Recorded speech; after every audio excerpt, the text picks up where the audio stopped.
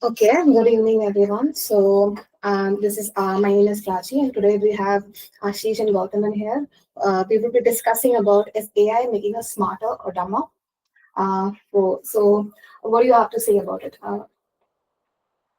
Uh, I consider AI to be just another tool. Like with any tool, it can make you productive. At the same time, it can make you lazy either. So I think it is up to the individual to use AI in the way which they want. If it's going to make your life productive, at the same time gives you more time to experiment with the rest of the important things in your life, it is actually a good thing. At the same time, uh, are we offloading the most basic thinking itself rather than using it as a tool? Are we using it as some kind of an assistant and then unquestionably accepting what it gives? In that fashion, we are losing the originality of our own thinking. So I think it has the bit of both. I certainly tend to think, as an individual in a personal capacity, it does help me automate or figure out certain things which ideally would take little longer, or the opportunities which I might not pursue because of lack of time. Let's say I want to learn something new about a new database or a new programming language. I'm lacking a little bit of a time. If somebody can give me a quick overview of what it is for me to quickly get started, it is a useful tool to me. So I use AI in that particular aspect. I find AI to be a good tool for me personally in that aspect. So, Ashish, do you have anything to contribute to this? Yeah, sure. First of all, thanks, Prachi, for inviting me. Thanks, Gautam. Uh, I do agree with what Gautam said, but at the same time, it's basically a thing where, can be utilized in any way you wish, but majority of the people at the moment are using it for just like an excuse to get away from their own responsibilities. Like they don't really understand how it works and what are the underlying, limitations. At every tool that we use, most important is not knowing like what it can do, but knowing its limitations. And with I think many are not aware about its own limitations. How limitations of hallucination, making you believe into certain way of thinking, and a lot of times acknowledging the user itself, even if it is wrong. And apart from these limitations, it's obviously a great tool. Like I personally have experienced it. I was fortunate enough to get invited as a mentor for last college, West University, 24-hour hackathon. So that was the first time I actually went into a hackathon after a very long gap.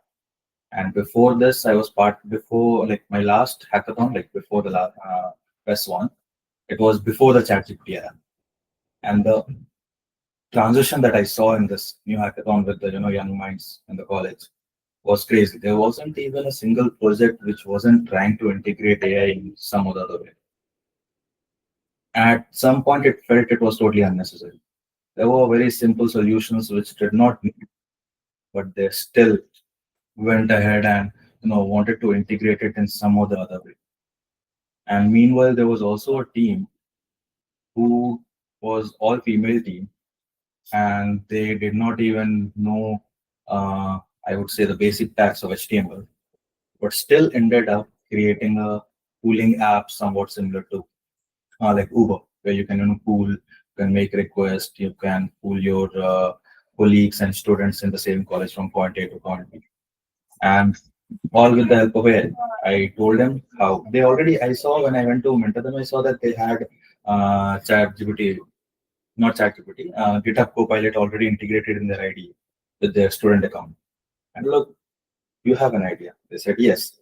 Just write it in the comment. It will give you the code, and then you can verify if it runs or not, and keep on debugging in a recursion. And at the end, they were able to successfully produce a result. And at the same time, there were other team who had some understanding but gave up because of lack of confidence. So I think it's just how you use it with the proper understanding of limitations. So it's a very good tool. It's a evolution in our human journey. Okay. So Ashish and Gautam here are developers. So most of their usage when it comes to ChatGPT or any kind of AI is related to coding and learning more about it. What I have realized is that it depends upon what you're using AI for. If you're using for critical thinking, I realize it just gives you back what you want to hear. It just validates your concern. So if you're going to use it for, let's say, most people are using it for therapy, I'll say, it is the absolute worst thing to use because you're in your own echo chamber and it will not help you. Other than that, let's say when it comes to writing something, everything that comes out of AI is grammatically correct. There is no doubt about that. But there is no soul in that. Everything looks the same way. It's the same cookie cutter thing. Uh, so it's at times like this. I think it's kind of limiting our creativity because we do not. Writing is a very time-consuming process. A lot of people have this called a writer's block. So often when that happens in earlier times, they would do something else. They'll try to take inspiration from their own lives, and then they would take a break, start again. But with ChatGPT or any app, whatever, any AI, it tells you, I'll give you things quicker. You don't have to waste time. And often when it says do not waste time, it also says do not waste time thinking in the first place. So you immediately go in there and then it just looks the same.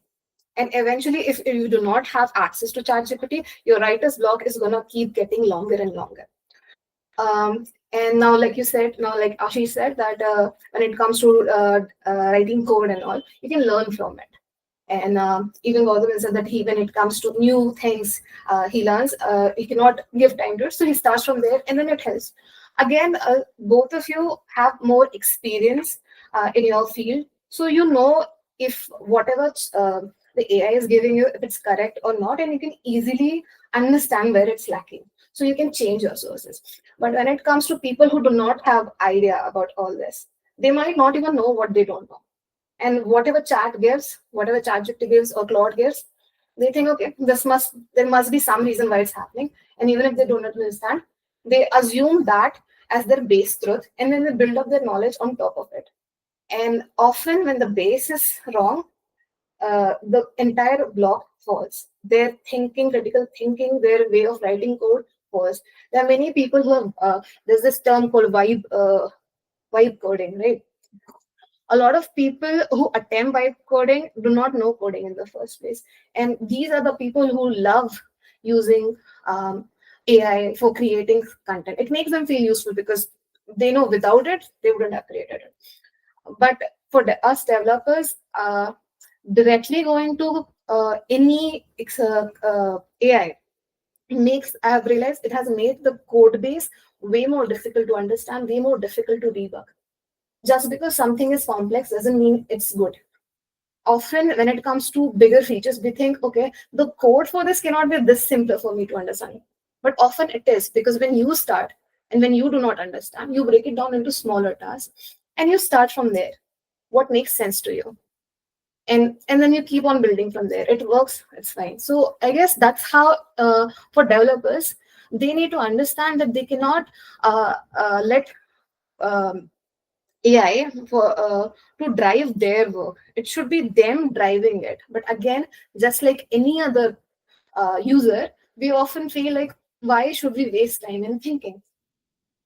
So we immediately keep giving things to it. So I guess it depends upon the way you use it, and you know when to use it.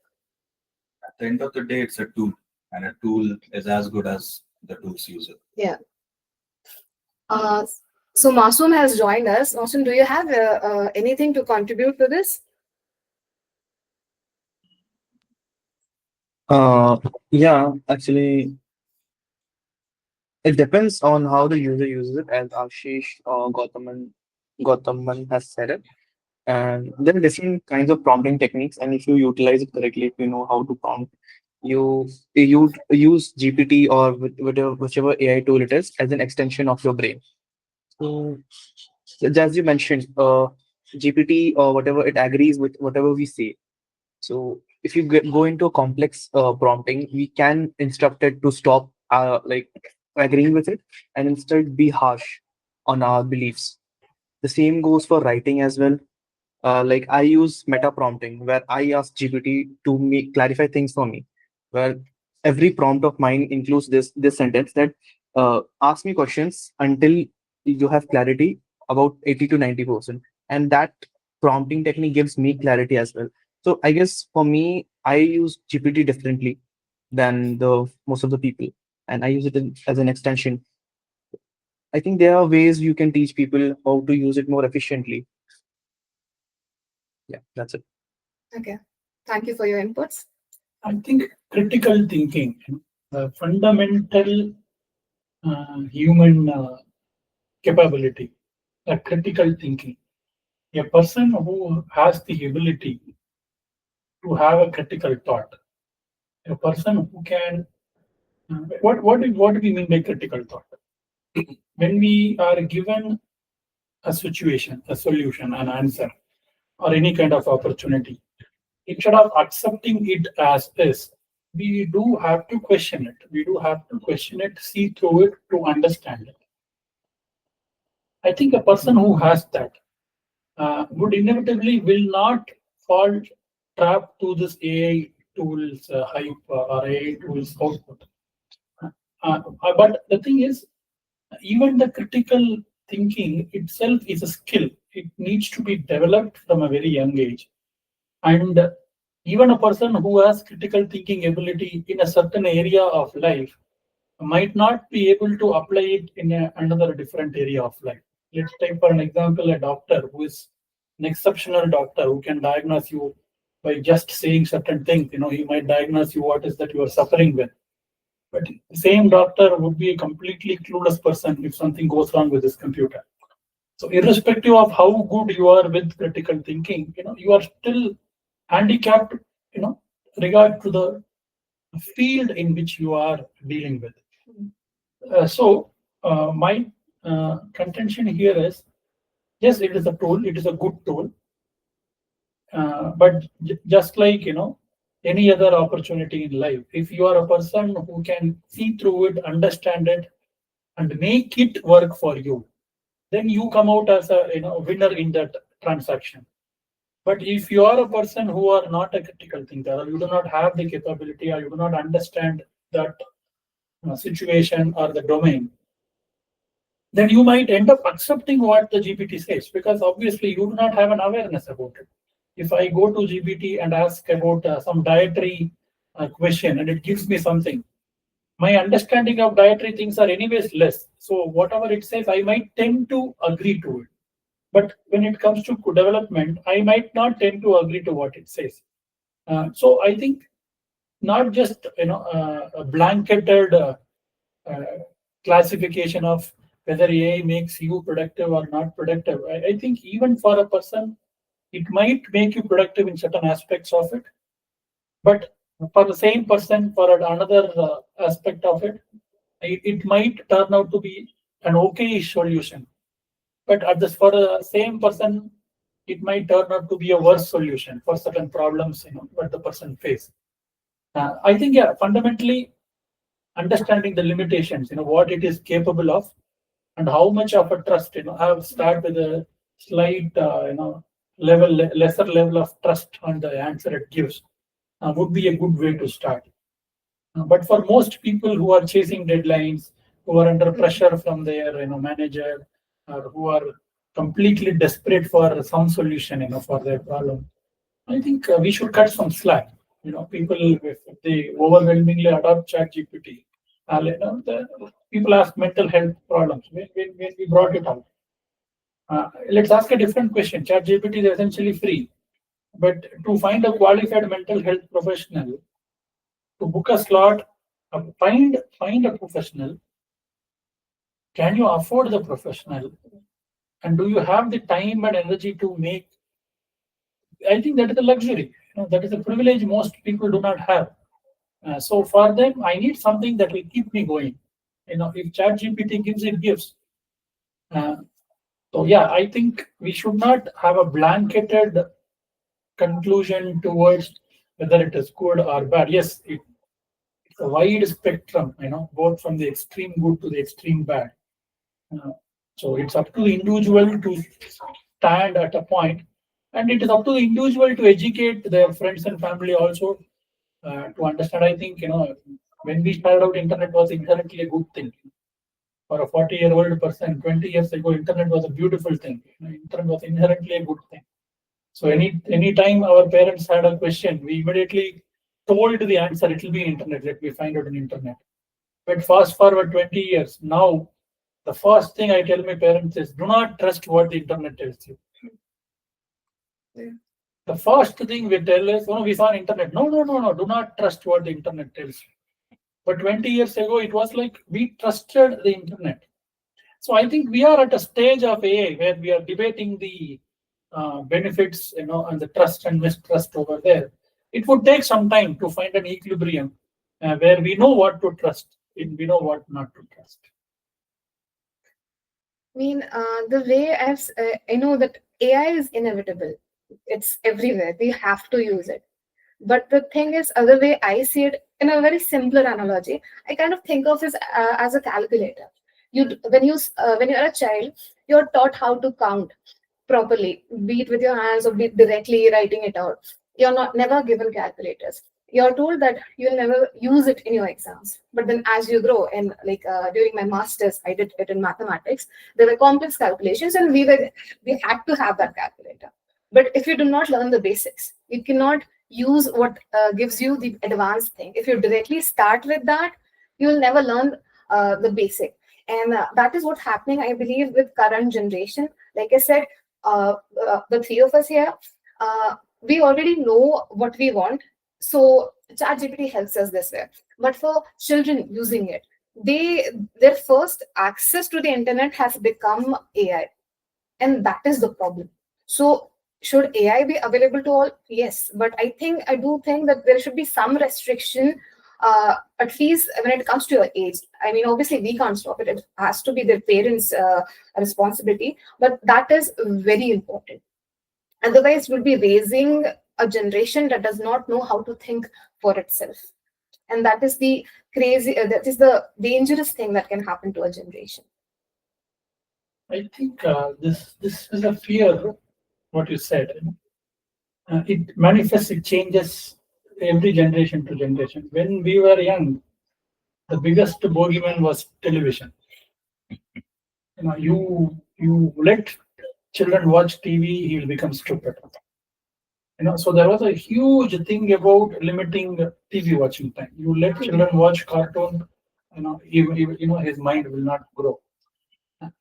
I think that is overtly a generalization.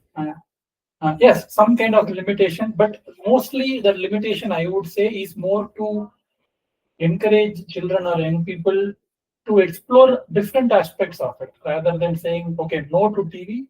Not just TV, there are other things about meeting friends, going out, playing, learning, spend time in other activities. I think that would have been a better way of telling children rather than telling don't watch TV. I think similar fashion.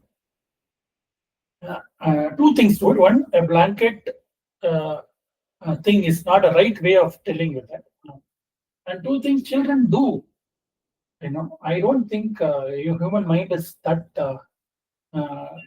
that simple. Where it gets completely sucked in and it is incapable of thinking beyond what ChatGPT does. It will eventually figure out at some point. Again, I think maybe it is an quality that you are born with or something that is, again, how is critical thinking a skill that can be taught or is it a personality trait? I think that fundamentally it comes to it. If you are a person who is capable of critical thinking, you would eventually end up questioning what the ChatGPT says at some point, even if you do not know anything. Same with, have you seen this movie called The Truman Show? Yeah. Yeah. So even as a person who is kept in a complete siloed environment, you will eventually end up questioning it. The critical thinking would do that. And I tend to think everybody is capable of critical thinking. So we don't have to be overtly harsh. Yes, some limitations and some guidance, some getting started can be given to children or young people or even for everybody. But I don't think we should be overtly saying, no, this is bad, or rather encourage people. Okay, you are using ChatGPT. Okay, use ChatGPT. Take what it says. You yourself try to find out whether that is true. More of encouraging relationship with people who are using it would be better. Would lead to a better outcome rather than saying, okay, this is bad. Making something bad never prevented people from using it. Otherwise nobody would smoke, nobody would drink. None of the bad things will exist. So awareness and the positive reinforcement, I think, has more benefit for the person involved. What I feel. Yeah. I mean, you said that critical thinking cannot be taught. I agree with that. But at the same time, I do agree that you can stop a person from critical thinking in the first place if you keep giving things to them very easily, if you never give them the opportunity in the first place.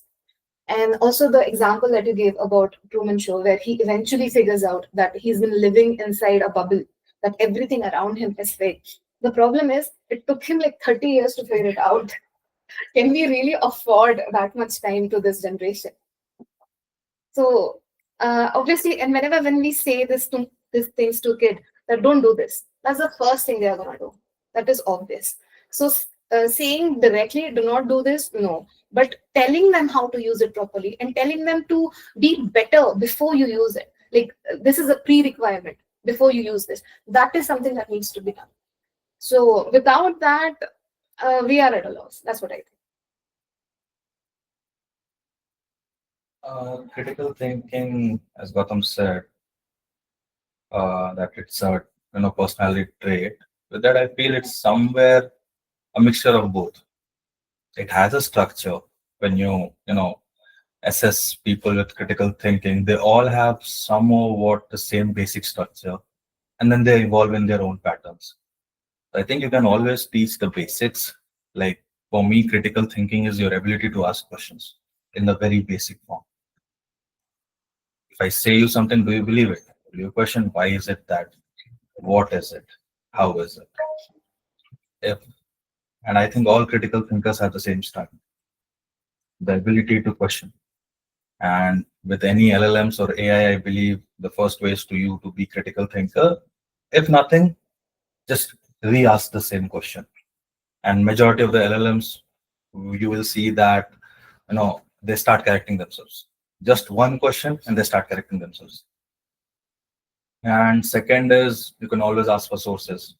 At the current stage, we already majority of the LLMs gives you sources in the hyperlinks that where they have found this information. So it's not a really great issue at the moment. Apart from that, as you said, Prachi was saying that de-evolution of our minds basically. It can't really happen at the individual level, but at a society level, yes.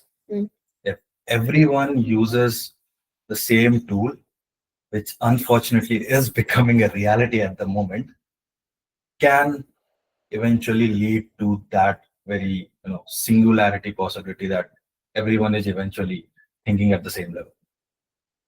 The main difference between human minds and these LLMs, I feel, is one, human minds are capable of linking two very unrelated things, cooking and driving.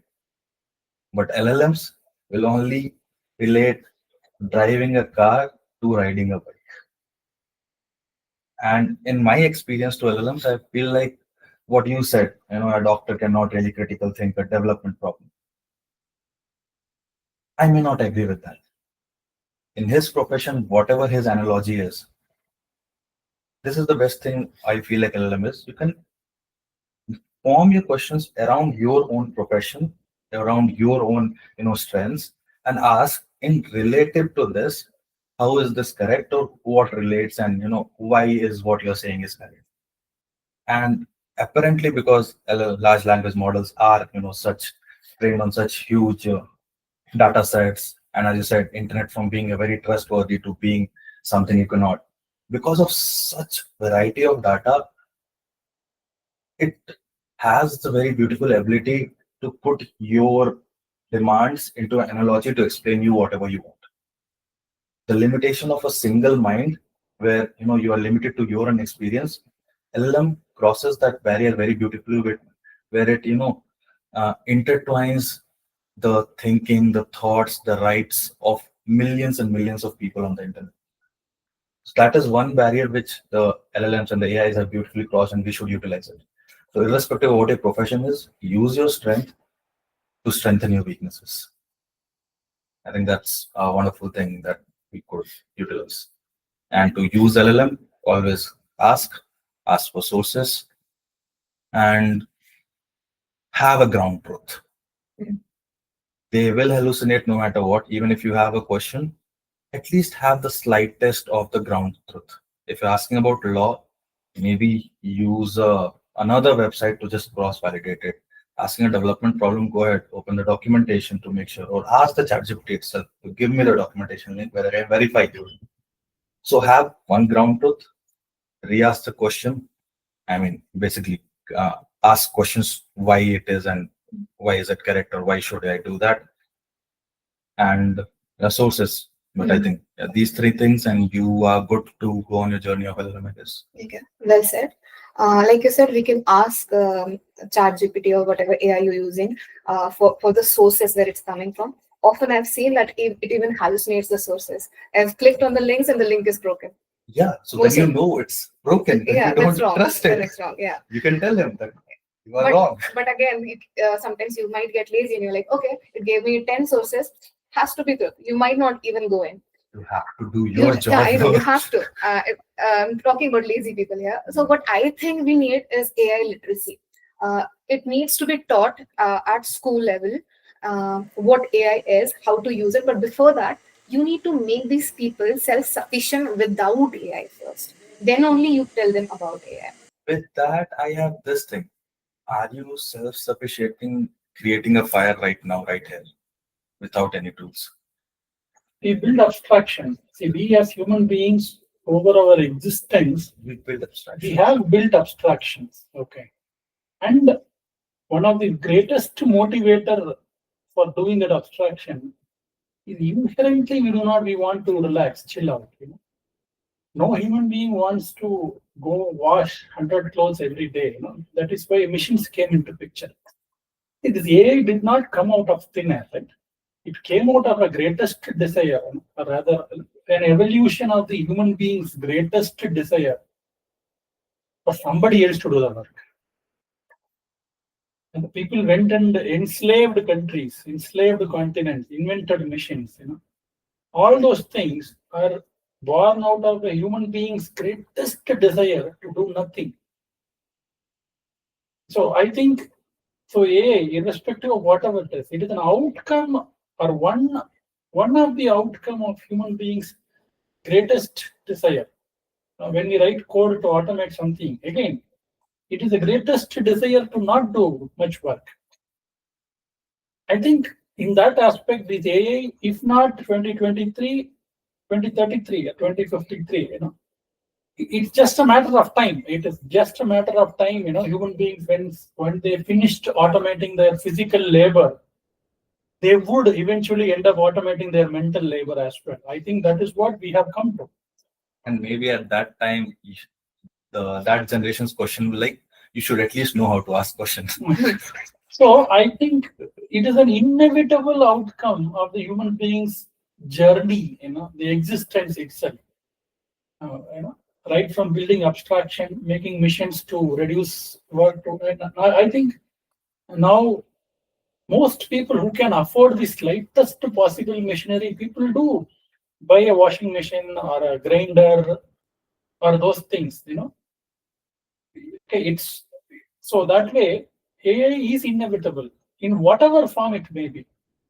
It will have its flaws, but I think finally we have to understand that is the human being's greatest dream come true. That you be lazy, you do not do anything. Okay. I guess I think I'd like to end the talk with this one quote that would summarize this and would be helpful. It's what Iron Man says to Spider-Man. He took Spider-Man's suit and then Spider-Man says, I want this suit back because I'm nothing without this suit. Iron Man says, if you're nothing without this suit, you shouldn't have this suit in the first place. I guess that's what AI is in this case. Use it. However you want to use it. But if you're nothing without it, maybe take a step back and work on those things. So yeah. Yeah, well said. Well said. Well said. Okay. So thank you all of you for joining us. Thank you, Masoom. Thank you, Ashish and Gowthaman. I really had a good time. Loved the discussion. Hope you can join us for the next time. Thank you so much. Thank you. Thank you. Thank you.